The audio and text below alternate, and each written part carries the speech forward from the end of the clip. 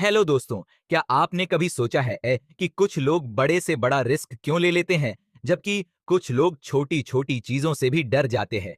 आखिर ऐसा क्यों होता है कि कुछ लोग अपनी जिंदगी में बड़े डिसीजंस बिना किसी हेजिटेशन के ले लेते हैं, जबकि कुछ लोग हर कदम उठाने से पहले हजार बार सोचते? क्या रिस्क टेकिंग कोई इनबिल्ट टैलेंट है जो सिर्फ कुछ खास लोगों को मिलता है, या फिर इसे सीखा जा सकता है? रिस्क यानी जोखिम हमारी जिंदगी का एक ऐसा हिस्सा है जिसे हम चाहे या ना चाहे हमें फेस करना ही पड़ता है। लेकिन सवाल यह है कि रिस्क टेकिंग का सही तरीका क्या है? क्या यह सिर्फ लक किस्मत पर डिपेंड करता है, या इसके पीछे कोई साइंटिफिक लॉजिक है? अगर हम इस आर्ट को सीख ले तो क्या हम भी अपनी जिंदगी के सबसे बड़े डिसीजंस बिना डर के ले सकते हैं? आज हम बात करने वाले हैं एक ऐसी किताब की जो रिस्क टेकिंग के पीछे की साइंस को रिवील करती है। द आर्ट ऑफ रिस्क ये सिर्फ एक किताब नहीं, बल्कि एक माइंड सेट है जो हमें सिखाती है कि कैसे हम फियर को कंट्रोल करके कैलकुलेटेड रिस्क ले सकते हैं और अपनी लाइफ में एक्स्ट्राऑर्डिनरी सक्सेस हासिल कर सकते हैं। रिस्क टेकिंग सिर्फ डेयर डेविल्स या एडवेंचर सीकर्स के लिए नहीं है। यह एक ऐसी स्किल है जिसे हर कोई डेवलप कर सकता है। चाहे आप बिजनेस में हो, करियर में ग्रोथ चाहते हो, या पर्सनल लाइफ में बोल्ड डिसीजंस लेना चाहते हो, रिस्क लेना जरूरी है। लेकिन सही रिस्क लेना और बेवजह का रिस्क लेना, दोनों में बहुत बड़ा फर्क होता है। इस किताब में बताया गया है कि हमारे दिमाग में ऐसा कौन सा सिस्टम होता है जो यह डिसाइड करता है कि हम किसी रिस्क को एक्सेप्ट करेंगे या उससे डर कर पीछे हट जाएंगे। क्या कोई ऐसा तरीका है जिससे हम अपने माइंड को ट्रेन कर सकते हैं ताकि हम सही समय पर सही रिस्क लें?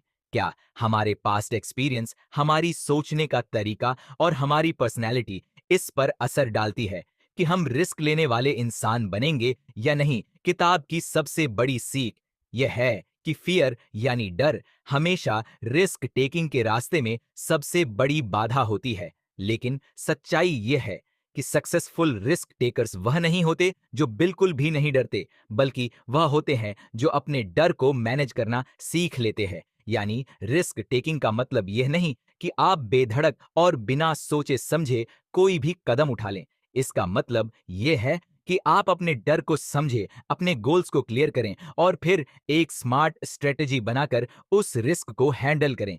इसीलिए अगर आप भी अपनी जिंदगी में एक बोल्ड और कॉन्फिडेंट इंसान बनना चाहते हैं, अगर आप भी उन लोगों में शामिल होना चाहते हैं जो बिना किसी डर के अपने सबसे बड़े ड्रीम्स को फॉलो करते हैं, तो यह वीडियो आपके लिए है।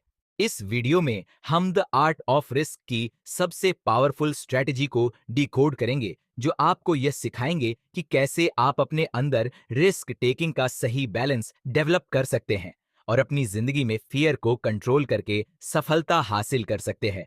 तो चलिए बिना कोई समय गवाए इस रोमांचक सफर की शुरुआत करते हैं और सीखते हैं रिस्क लेने की असली कला।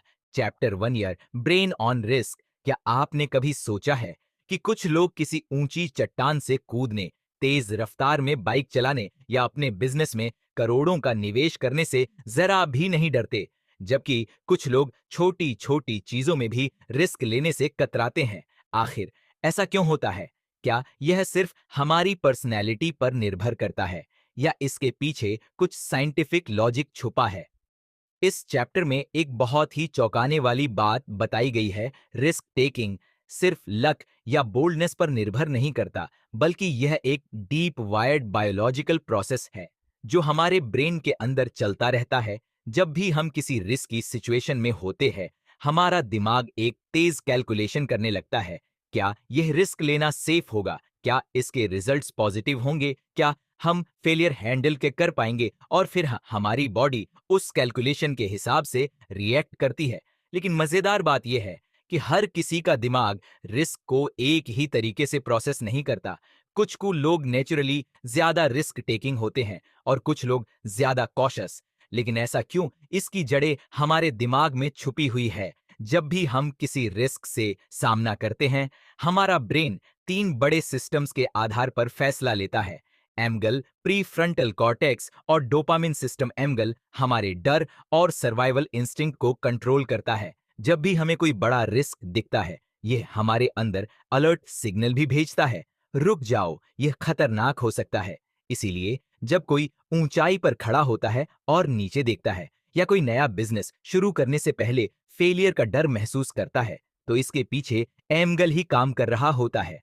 लेकिन कहानी यहीं खत्म नहीं होती। हमारे दिमाग का प्रीफ्लॉप उस रिस्क को लॉजिकली एनालाइज करता है। ये हमारे पास्ट एक्सपीरियंस, हमारे गोल्स और उस रिस्क से मिलने वाले पॉसिबल रिवॉर्ड्स को कंपेयर करता है। अगर प्री फ्रंटल कॉर्टेक्स को लगता है कि रिस्क लेना सही रहेगा, तो यह अमिगोपमन सिस्टम डोपामिन, जिसे हम फील गुड केमिकल भी कहते हैं, हमारे दिमाग का वह हिस्सा है जो हमें थ्रिल और एक्साइटमेंट का एहसास कराता है। जब हम कोई रिस्क लेते हैं और उसमें सक्सेसफुल होते हैं, तो हमारा डोपामिन सिस्टम हमें एक स्ट्रांग रिवॉर्ड सिग्नल भेजता है। यस, यह मजेदार था, दोबारा ट्राई करो। यही कारण है कि कुछ लोग रिस्क लेने से घबराते नहीं, बल्कि बार बार उसका थ्रिल महसूस करना चाहते हैं। लेकिन यही डोपामिन सिस्टम कभी कभी हमें गलत फैसले लेने पर भी मजबूर कर सकता है। जब कोई person extreme risk taking behaviours दिखाता है, जैसे गैम्बलिंग, हाई स्पीड रेसिंग या अनावश्यक रूप से डेंजरस डिसीजंस लेना, तो इसका कारण डोपामिन की ओवर एक्टिविटी हो सकती है। कुछ लोग नेचुरली ज्यादा डोपामिन सेंसिटिव होते हैं, और यही कारण है कि वह बार बार हाई रिस्क डिसीजंस लेते हैं, भले ही उसमें फेलियर का खतरा हो। अब सवाल यह उठता है, क्या रिस्क टेकिंग को कंट्रोल किया जा सकता है? क्या हम अपने दिमाग को इस तरह से ट्रेन कर सकते हैं कि हम सही समय पर सही रिस्क ले और अननेसेसरी रिस्क से बचे? हाँ, यह पॉसिबल है।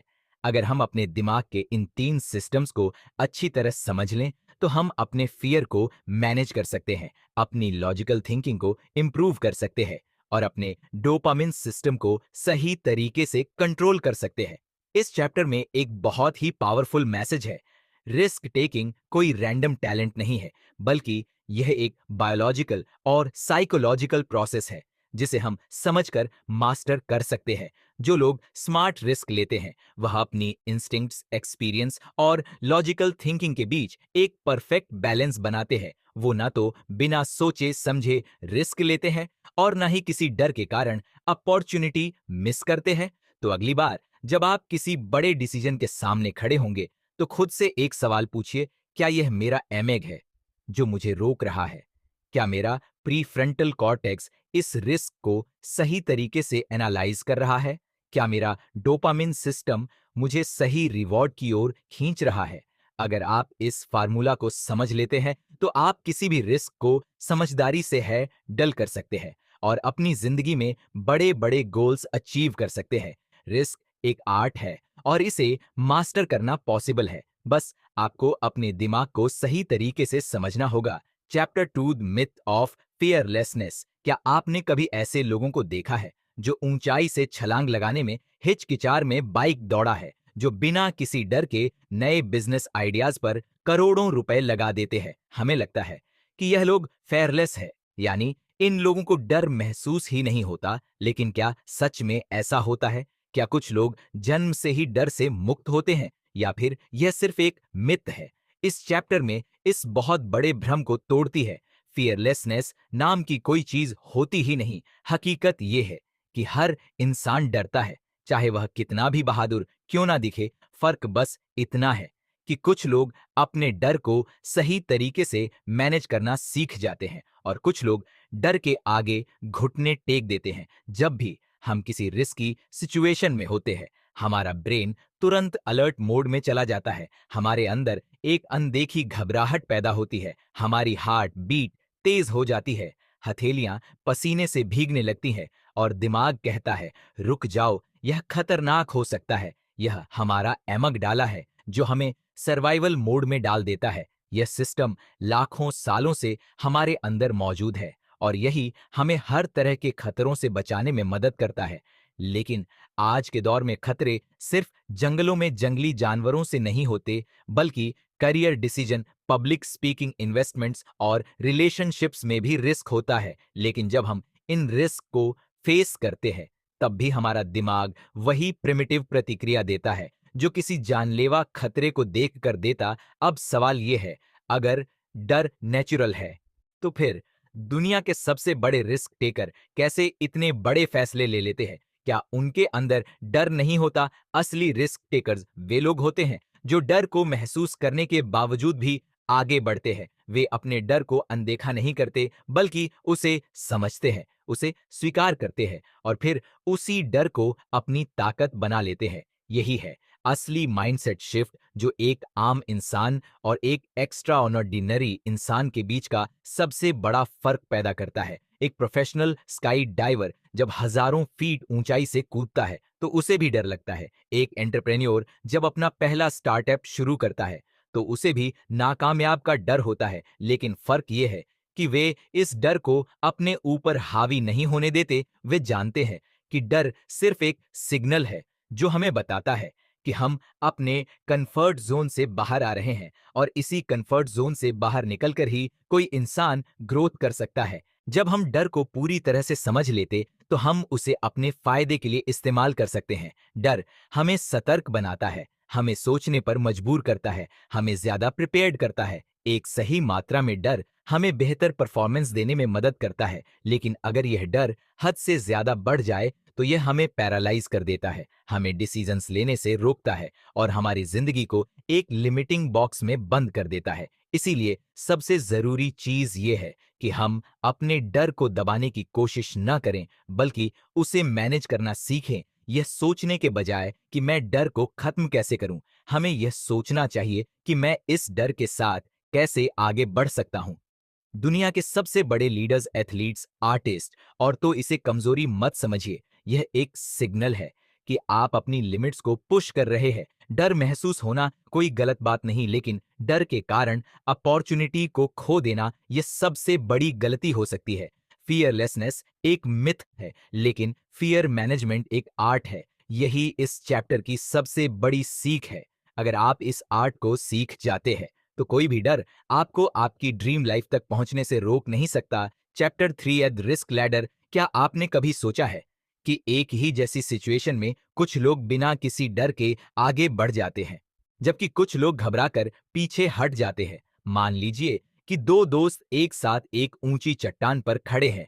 उनमें से एक तुरंत नीचे छलांग लगाने को तैयार हो जाता है, जबकि दूसरा असहज महसूस करता है और पीछे हट जाता है। या फिर दो एम्पेन को एक नया बिजनेस शुरू करने का मौका मिलता है। एक बिना हिचकिचाहट इन्वेस्ट करने को तैयार हो जाता है, जबकि दूसरा रिस्क के बारे में सोच सोच कर परेशान हो जाता है। आखिर ऐसा क्यों होता है? हर इंसान का रिस्क टेकिंग लेवल अलग अलग होता है। ये कोई फिक्स चीज नहीं है, बल्कि यह एक सीढ़ी लैडर की तरह काम करता है। यानी जब भी हम कोई रिस्क लेते हैं और उसमें सक्सेसफुल होते हैं तो हमारा दिमाग अगले बड़े रिस्क के लिए तैयार हो जाता है। लेकिन जब हम बार बार रिस्क से बचते हैं तो हमारा कॉन्फिडेंस कम होने लगता है और धीरे धीरे हम छोटे छोटे फैसलों में भी डर महसूस करने लगते हैं। सोचिए कि एक बच्चा पहली बार साइकिल चलाने की कोशिश कर रहा है। पहले वह डगमगा है, गिरता है, लेकिन धीरे धीरे बैलेंस बनाना सीखता है। जब वह एक बार बिना गिरने के थोड़ी दूर तक चला लेता है तो उसका कॉन्फिडेंस बढ़ जाता है। फिर वह तेज चलाने की कोशिश करता है और कुछ ही दिनों में वह बिना किसी डर के पूरी गली में घूमने लगता है। यही रिस्क लैडर है। छोटे छोटे रिस्क लेकर हम बड़े रिस्क के लिए तैयार होते जाते हैं। लेकिन अगर वह बच्चा शुरू में ही गिरने के डर से साइकिल चलाना छोड़ दे तो वह कभी सीख ही नहीं पाएगा। अब इसे असली जिंदगी में अप्लाई करें। मान लीजिए कि आपको पब्लिक स्पीकिंग का डर है। अगर आप सोचते हैं कि आप एक दिन सीधे हजारों लोगों के सामने बिना घबराए बोल पाएंगे तो यह असंभव लगेगा। लेकिन अगर आप छोटे स्टेप्स ले, पहले दोस्तों के सामने बोले, फिर छोटे ग्रुप में, फिर किसी मीटिंग में, तो धीरे धीरे आपका कॉन्फिडेंस बढ़ेगा और आप अपने फियर को ओवरकम कर लेंगे। दुनिया के सबसे बड़े रिस्क टेकर्स ने भी इसी सीढ़ी को चढ़कर ऊंचाई हासिल की है। कोई भी इंसान एक ही दिन में एक्सट्रीम रिस्क टेकर नहीं बनता। हर बड़ा डिसीजन, हर बड़ा एडवेंचर, हर बड़ी सफलता छोटे छोटे रिस्क से शुरू होती है। यही कारण है कि कुछ लोग हाई रिस्क सिचुएशंस को भी बड़ी आसानी से हेड डल कर लेते हैं, क्योंकि उन्होंने अपनी रिस्क टेकिंग क्षमता को धीरे धीरे डेवलप किया है। इस चैप्टर की सबसे बड़ी सीख ये है कि अगर आप अपनी जिंदगी में रिस्क लेने से डरते हैं तो आपको एकदम से कोई बड़ा रिस्क लेने की जरूरत नहीं है। आपको बस अपनी रिस्क लैडर पर एक स्टेप ऊपर चढ़ने की जरूरत है। छोटे छोटे चैलेंज को एक्सेप्ट कीजिए, अपनी कंफर्ट जोन से बाहर आइए और धीरे धीरे अपने डर को पीछे छोड़ दीजिए। क्योंकि अगर आप हमेशा सेफ जोन में रहेंगे तो आपकी जिंदगी कभी नहीं बदलेगी। लेकिन अगर आप अपनी रिस्क टेकिंग क्षमता को धीरे धीरे बिल्ड करेंगे तो आप वह हासिल कर सकते हैं जो आज आपको असंभव लगता है। रिस्क एक सीढ़ी की तरह है, छोटे कदम आपको ऊंचाई तक ले जा सकते हैं। सवाल यह है कि क्या आप इस सीढ़ी पर पहला कदम रखने के लिए तैयार है?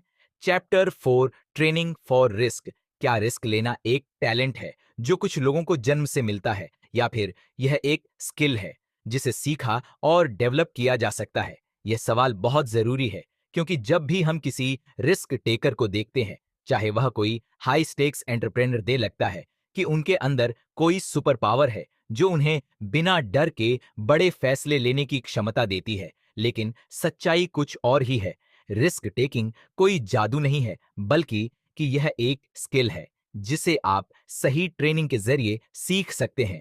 जब हम रिस्क लेने की बात करते हैं तो यह सिर्फ लक या नेचुरल बोल्डनेस पर निर्भर नहीं करता, बल्कि यह इस बात पर निर्भर करता है कि हमने खुद को उस सिचुएशन के लिए कितना तैयार किया है। यानी रिस्क लेना कोई कॉइन टॉस नहीं है, बल्कि यह एक कैलकुलेटेड प्रोसेस है जिसे आप अपने दिमाग और शरीर को ट्रेन करके इंप्रूव कर सकते हैं। अब सोचिए, जब कोई फायर फाइटर जलते हुए घर में जाता है तो क्या वह बिना सोचे समझे अंदर कूद जाता है? नहीं, वह जानता है कि आग कैसे फैलती है। उसे पता होता है कि कहाँ जाना है और किस तरह से खतरे को कम करना है। उसने ट्रेनिंग ली होती है, बार बार ड्रिल्स की होती है, जिससे उसका दिमाग सही समय पर सही डिसीजन लेने के लिए तैयार हो जाता है। यही ट्रेनिंग फॉर रिस्क है। अपने दिमाग और शरीर को इस तरह तैयार करना कि जब कोई हाई स्टेक्स सिचुएशन आए तो आप बिना घबराए सही फैसला ले सकें। अगर आप किसी नए बिजनेस में इन्वेस्ट करना चाहते हैं तो क्या आप बिना रिसर्च किए करोड़ों रुपए लगा देंगे? बिल्कुल नहीं। पहले आप मार्केट को स्टडी करेंगे, डेटा एनालाइज करेंगे, एक्सपर्ट से बात करेंगे और फिर एक कैलकुलेटेड रिस्क लेंगे। यही रिस्क टेकिंग का असली फार्मूला है। सही तैयारी, सही नॉलेज और सही एग्जीक्यूशन रिस्क टेकिंग को इंप्रूव करने के लिए सबसे से जरूरी चीज है। एक्सपोजर। यानी अगर आप किसी चीज से डरते हैं तो आपको बार बार खुद को उस सिचुएशन में डालना होगा ताकि आपका दिमाग उस चीज को नॉर्मल मानने लगे। जब कोई नेवी सील सैनिक पहली बार पानी के अंदर सांस रोकने की ट्रेनिंग करता है तो वह घबरा जाता है, लेकिन बार बार ट्रेनिंग करने के बाद उसका दिमाग उस स्थिति को सामान्य नॉर्मल मानने लगता है और वह बिना घबराए मिशन पूरा कर सकता है। यही कॉन्सेप्ट हर तरह के रिस्क टेकिंग पर लागू होता है। रिस्क टेकिंग को इंप्रूव करने के लिए दूसरी जरूरी चीज है सिमुलेशन। यानी आप असली रिस्क लेने से पहले उसकी प्रैक्टिस कर सकते हैं। पायलट हजारों फीट की ऊंचाई पर प्लेन उड़ाने से पहले फ्लाइट सिमुलेटर में प्रैक्टिस करते हैं। डॉक्टर सर्जरी करने से पहले वर्चुअल रियलिटी ट्रेनिंग लेते हैं और एथलीट्स बार बार अपनी परफॉर्मेंस को टेस्ट करते हैं। जब आपका दिमाग पहले से ही एक सिचुएशन को कई बार एक्सपीरियंस कर चुका होता है तो असली रिस्क लेने का डर बहुत कम हो जाता है। अब सवाल यह है कि क्या कोई भी इंसान खुद को एक स्मार्ट रिस्क टेकर बना सकता है? कैट सुकल कहती है, हाँ, बिल्कुल। अगर आप खुद को सही ट्रेनिंग और सही एक्सपोजर देते हैं तो आप अपने कंफर्ट जोन से बाहर आ सकते हैं और बेहतर डिसीजंस ले सकते हैं। हर बड़ा रिस्क टेकर पहले छोटे छोटे स्टेप्स लेकर खुद को तैयार करता है और यही सबसे बड़ा सीक्रेट है। इस चैप्टर की सबसे बड़ी सीख यह है कि रिस्क टेकिंग कोई मैजिक पावर नहीं, बल्कि एक सीखी जाने वाली स्किल है। अगर आप सही ट्रेनिंग लेते हैं, सही माइंडसेट डेवलप करते हैं और धीरे धीरे खुद को एक्सपोजर देते हैं तो आप भी उन लोगों में शामिल हो सकते हैं जो बड़े से बड़ा रिस्क स्मार्ट तरीके से लेते हैं और अपनी जिंदगी में बड़ी सफलता हासिल करते हैं। तो अब सवाल यह है, क्या आप खुद को अगले रिस्क के लिए ट्रेन करने के लिए तैयार है? Chapter 5, power of int. क्या आपको कभी ऐसा महसूस हुआ है कि कोई बड़ा फैसला लेने से पहले आपके अंदर से एक आवाज आई हो, यही सही है, यही करो, या फिर कोई सिचुएशन देखकर आपको अचानक एहसास हुआ हो कि यहाँ कुछ गलत है, मुझे इससे दूर रहना चाहिए। ये जो अंदर से आने वाली आवाज होती है, जिसे हम अक्सर सिक्स्थ सेंस या गट फीलिंग कहते हैं, इसे ही इंटू कहते हैं। और क्या आप जानते हैं कि दुनिया के सबसे बड़े रिस्क टेकर्स अपने डिसीजन लेने में इसी इंटू पर सबसे ज्यादा भरोसा करते हैं। इंटू कोई जादू या रहस्य नहीं है, बल्कि यह हमारे दिमाग का एक बेहद शक्तिशाली डिसीजन मेकिंग टूल है, जिसे हम अक्सर नजरअंदाज कर देते हैं। इंटू हमें वह चीजें महसूस करने की शक्ति देता है जो हमारे कॉन्शियस माइंड के लिए तुरंत समझ पाना मुश्किल होता है। जब कोई अनुभवी डॉक्टर बिना किसी टेस्ट के ही मरीज की बीमारी का अंदाजा लगा लेता है, जब कोई इन्वेस्टर बिना ज्यादा डाटा देखे किसी बड़ी कंपनी में इन्वेस्ट कर देता है, या जब कोई सोल्जर किसी अनजान खतरे को पहले ही भांप लेता है, तो यह सब इंटू की ताकत है। अब सवाल यह उठता है कि यह इंटू काम कैसे करता है। जब हम कोई भी नया एक्सपीरियंस लेते हैं, तो हमारा दिमाग उस एक्सपीरियंस को अपने अंदर स्टोर कर लेता है। यह स्टोर की गई जानकारियां और पैटर्न्स हमारे अनकॉन्शियस माइंड में जमा होती रहती है। जब हम किसी रिस्की सिचुएशन में होते हैं, तो हमारा दिमाग तेजी से इन पास्ट एक्सपीरियंस को स्कैन करता है और बिना किसी लॉजिकल एनालिसिस के हमें एक सिग्नल भेजता है, यह सही है या यह गलत है। यही इंटू है। इसे समझने के लिए एक बहुत ही साधारण उदाहरण लेते हैं। मान लीजिए कि आप किसी नए शहर में घूमने गए हैं और आपको दो रास्ते दिखते हैं। एक रास्ता साफ सुथरा और रोशन है, जबकि दूसरा रास्ता अंधेरा और सुनसान। बिना ज्यादा सोचे ही आपका मन कहेगा कि पहला रास्ता ज्यादा सेफ है। क्योंकि आपके दिमाग ने आपके पास्ट एक्सपीरियंस और बचपन से सुनी गई कहानियों को मिलाकर एक पैटर्न बना लिया है कि सुनसान और अंधेरे रास्ते खतरनाक हो सकते हैं। यही इंटू है। रिस्क टेकिंग के मामले में भी यही होता है। जब कोई प्रोफेशनल पोकर प्लेयर बिना अपोनेंट के कार्ड्स देखे ही अंदाजा लगा लेता है कि सामने वाले के पास अच्छा हाथ है या नहीं, जब कोई स्टॉक मार्केट ट्रेडर किसी कंपनी के शेयर के बढ़ने या गिरने का सही अनुमान लगा लेता है, या जब कोई एथलीट बिना सोचे समझे सही डिसीजन ले लेता है, तो यह सब उनके सालों के अनुभव से आने वाली इंटू के कारण होता है। यानी जितना ज्यादा आप किसी चीज में एक्सपीरियंस लेंगे, उतनी ही तेज आपकी इंटू बनेगी। लेकिन एक दिलचस्प बात यह है कि इंटू हमेशा सही नहीं होती। कभी कभी हमारा दिमाग पास्ट एक्सपीरियंस की वजह से गलत पैटर्न बना लेता है और हम गलत फैसले भी ले सकते हैं। इसीलिए काइट सुखल बताती है कि इंटू को शार्पन करने के लिए दो चीजें जरूरी है। पहला, ज्यादा से ज्यादा एक्सपीरियंस लेना, और दूसरा, अपनी इंटू को डाटा और लॉजिक से क्रॉस चेक करना। इसका मतलब यह है कि आपको ब्लाइंड सिर्फ इंटू पर भरोसा नहीं करना चाहिए, बल्कि उसे लॉजिकल थिंकिंग के साथ बैलेंस करना चाहिए। रिस्क टेकिंग में इंटू का सबसे बड़ा फायदा यह होता है कि ये हमें तेज डिसीजंस लेने में मदद करता है। जब हमारे पास तब हमारा कॉन्शियस माइंड इतनी तेजी से प्रोसेस नहीं कर सकता, लेकिन हमारा इंट्यूटिव माइंड पहले से ही तैयार होता है। यही कारण है कि एक्सपीरियंस्ड लोग ज्यादा तेज और सही फैसले ले पाते हैं, क्योंकि उनकी इंटू पहले से शार्प होती है। इस चैप्टर की सबसे बड़ी सीख ये है कि इंटू एक सुपर पावर की तरह काम कर सकती है, लेकिन इसे डेवलप करने की जरूरत होती है। जितना ज्यादा आप खुद को न्यू एक्सपीरियंस में डालेंगे, जितना ज्यादा आप अपने पास्ट मिस्टेक से सीखेंगे, उतनी ही बेहतर आपकी इंट्यूटिव पावर बनेगी। और जब आपकी इंट स्ट्रैंग हो जाएगी, तब आप किसी भी रिस्क की सिचुएशन में तेज और सही डिसीजन ले पाएंगे। तो सवाल यह है, क्या आप अपनी इंटू की पावर को अनलॉक करने के लिए तैयार है? Chapter 6, the risk taking personality. क्या कभी आपने सोचा है कि कुछ लोग किसी भी सिचुएशन में रिस्क लेने के लिए तैयार रहते हैं, जबकि कुछ लोग जरा सा भी रिस्क लेने से बचते हैं? कुछ लोग ऊंचाई से छलांग लगाने, तेज रफ्तार में बाइक चलाने या नए बिजनेस में करोड़ों लगाने से नहीं घबराते, जबकि कुछ लोग छोटी छोटी चीजों में भी 1000 बार सोचते हैं। आखिर ऐसा क्यों होता है? क्या रिस्क टेकिंग एक आदत है, एक सीखी जाने वाली स्किल है, या फिर यह पर्सनैलिटी का हिस्सा है? रिस्क टेकिंग कोई एक जैसा बिहेवियर नहीं है, बल्कि यह हमारी पर्सनैलिटी का हिस्सा होता है। यानी हर इंसान में रिस्क लेने की क्षमता अलग अलग होती है, और यह बहुत हद तक इस बात पर निर्भर करता है कि हमारा दिमाग किस तरह से बना है। जब हम रिस्क टेकिंग की बात करते हैं तो यह सिर्फ एक चॉइस नहीं होती, बल्कि यह हमारी बायोलॉजी, साइकोलॉजी और पास्ट एक्सपीरियंस से जुड़ी होती है।